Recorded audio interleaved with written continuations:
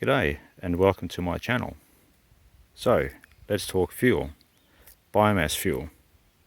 In short, the property that we live on can best be described as mountainous and heavily timbered.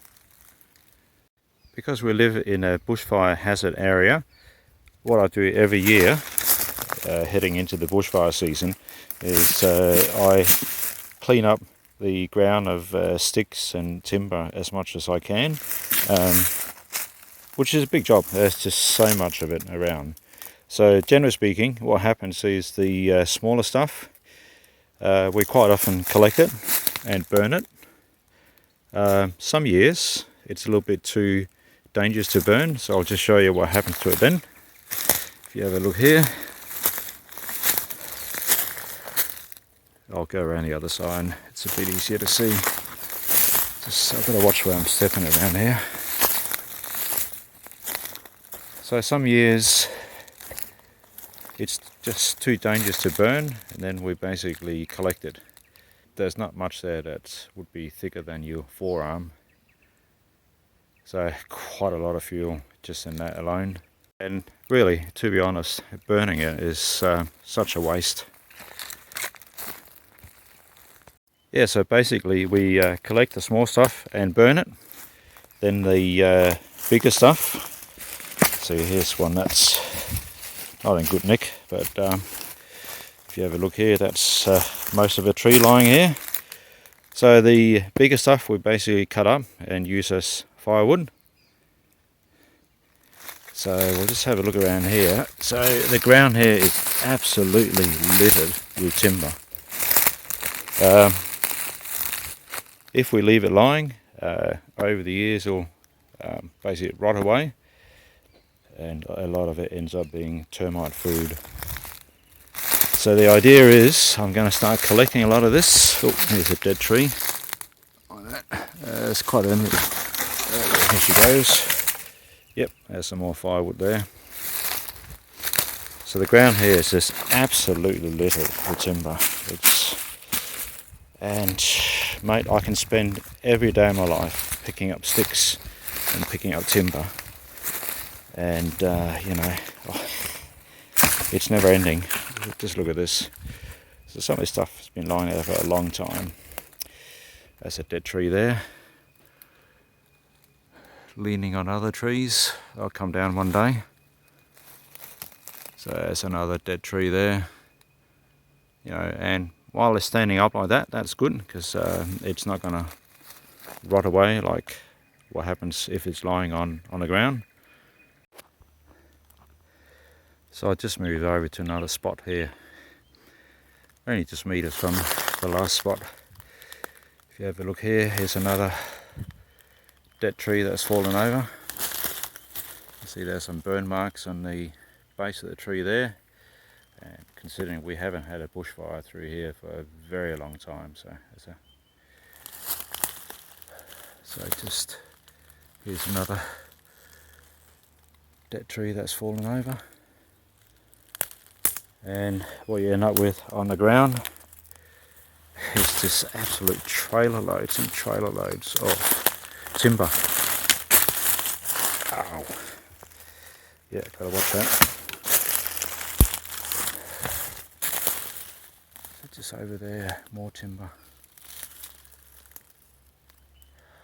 I can spend hours there just collecting timber and filling trailer load after trailer load. So, when I do, haven't quite yet worked out what to do with it, how to process it. Do I buy myself a chipper, or I'm not sure yet. Oh, have a look at this. There's a staghorn growing down here. Haven't seen that one before. Over the years, I've been just slowly cleaning this place up, so the areas surrounding the house, just trying to reduce the fuel load. But I tell you what, every day you just got branches, and sometimes limbs falling out of the trees. Hello, look at that tree. There's a large spot of gum. That's on a pretty severe lean. yeah, I'll give that a few more years, and that's going to come down. Yeah, so basically, there's a lot of unanswered questions here. How much timber can I collect? How easy or hard is it going to be? How do I process it? How do I store it? So these are all questions to be asked a fair bit later. But as you can see here, we've got an absolute abundance of timber. So here's a collection of sort of the larger pieces. This ultimately ends up as firewood. And if I just spin around here, that's my firewood shed. Yeah, so this is our heating fuel for the winter months.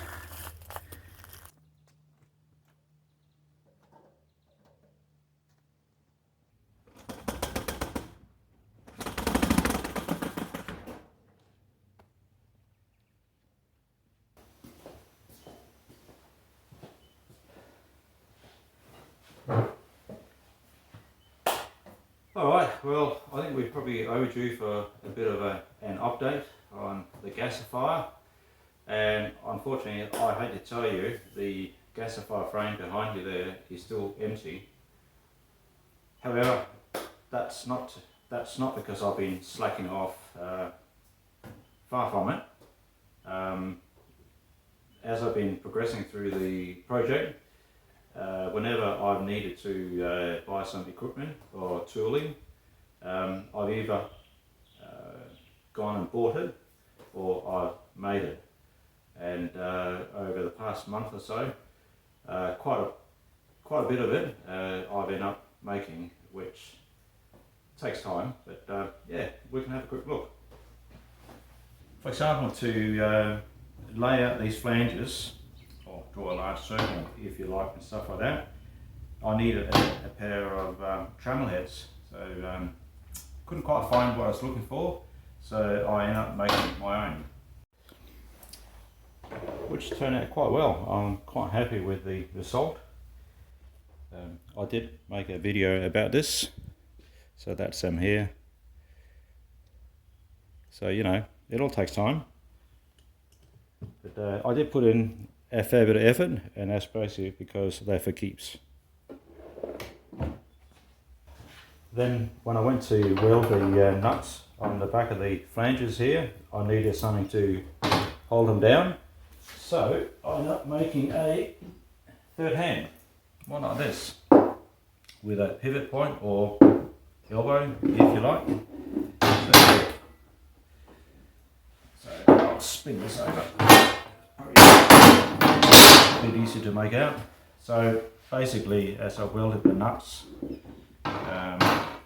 I did put a hex bolt in them, and yeah, basically that just holds them down.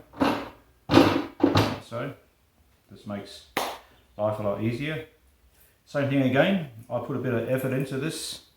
Yeah, just it's for keeps. I also made a video about this, so you're quite welcome to have a look. Moving on.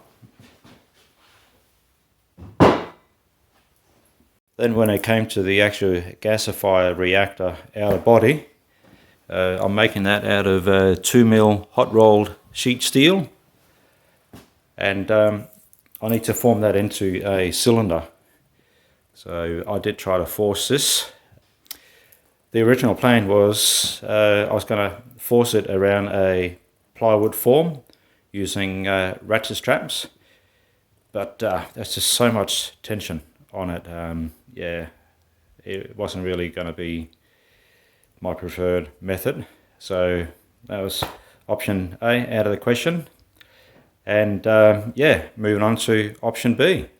And here is option B, a hydraulic press brake.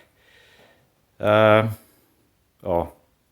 pretty much a hydraulic shop press, just on the welding table over here. So I'm just building that right now. So yeah, you'll probably recognize this as Durgal post. Not what you would normally use, but I've had this stuff lying around for ages. On the floor just behind us down here is some 125mm PFC. So that's been cleaned up and cut up, and that's all ready to go. Here's my bandsaw. What a beauty. Yeah, so anyway, I'm cutting up bits and pieces for the press brake. Here's an old bottle jack that I got, 15 ton. So yeah, anyway, it's all coming together, and so hopefully within a few weeks I'll be able to form the gasifier body using my new press brake. It's been a bit of a slow start, but there is plenty going on. There's just some initial hurdles that I had to get over. I had to buy some stuff, and I'm having to make quite a stuff. But at least, flanges are done. Once I've finished the press brake, I'll be able to bend some sheet metal, and things should progress quite nicely. So it hasn't been much of a show and tell, but I promise there's a lot more to come. Anyway, I think that's pretty much it. So cheers. Thanks for watching.